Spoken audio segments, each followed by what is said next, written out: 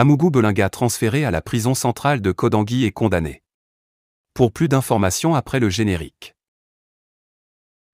Avant de commencer, n'oubliez pas de vous abonner et d'activer la cloche de notification car cela va vous permettre de ne plus manquer à nos prochaines vidéos. C'est parti!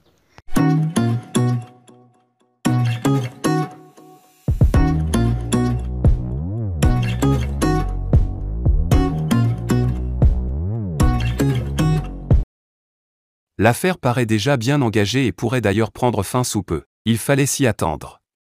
Le passage d'Amougou Belinga au tribunal militaire a été décisif. Et au vu des dernières informations, l'affaire paraît déjà bien engagée et pourrait d'ailleurs prendre fin sous peu. Amougou Belinga a été transféré à la prison centrale de Kodangui. Mais le constat est qu'il y est envoyé juste pour complicité de torture par aide, alors que l'opinion publique pensait qu'il sera inculpé comme le commanditaire de l'assassinat du journaliste Martinez Zogo. À quel jeu joue réellement la justice camerounaise? Est-ce une manière de laisser une porte de sortie aux milliardaires? Autant de questions qui méritent d'avoir des réponses immédiates pour que justice soit faite une bonne fois pour toutes.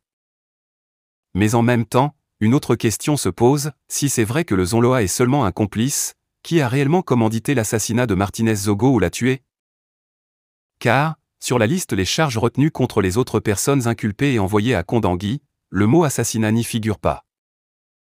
Alors que Jean-Pierre Amougou Belinga est inculpé pour complicité de torture par aide, le lieutenant-colonel Justine Danho est inculpé pour filature, enlèvement et torture, et les agents de la DGRE pour filature, enlèvement, torture.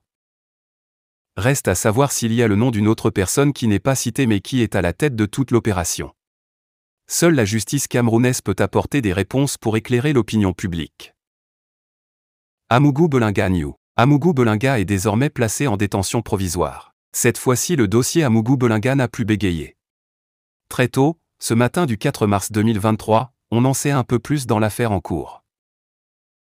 Après son passage au tribunal militaire, Amougou Belinga est désormais placé en détention provisoire à la prison principale de Kodangui pour complicité de torture par aide.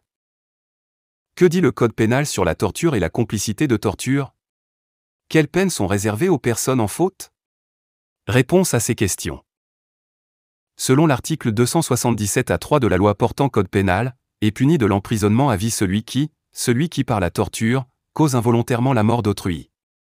Dans les détails, le peine est un emprisonnement de 10 à 20 ans lorsque la torture cause à la victime la privatisation permanente de l'usage de tout ou partie d'un membre d'un organe ou d'un sens. Puisque l'article 98 du même code dit que les co-auteurs et complices sont passibles de la même peine que l'auteur principal, sauf dans les cas où la loi en dispose autrement, ce qui veut dire que le président du groupe L'Anecdote risque la prison à vie.